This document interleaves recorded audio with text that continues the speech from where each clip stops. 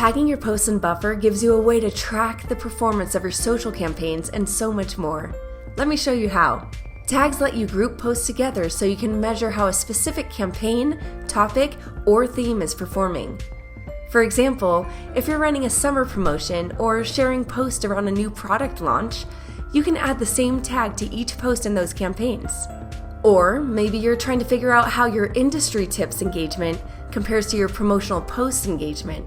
Just tag each appropriately. Creating a tag is quick. While scheduling a post, just head to the Add Tags option, type in your new tag name, and save it by pressing the Enter or Return button on your keyboard.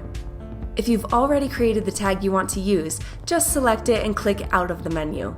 Once your post publishes, Buffer will organize your post alongside all of your other posts with that same tag. If you published a post but forgot to tag it, no worries. You can add tags to your post in the Sent tab by clicking on the tag icon here. Speaking of which, let's see how our tags are performing by clicking on the Analyze tab and clicking Tags on the left.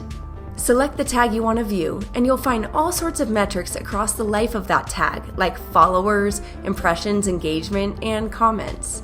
To see them side by side, add your charts to a single report and just scroll on through. Lastly, to edit or delete your tags, head to your tag settings from the Account settings. To get there, click on the profile icon in the upper right, click Tags on the left, and make adjustments to any tag.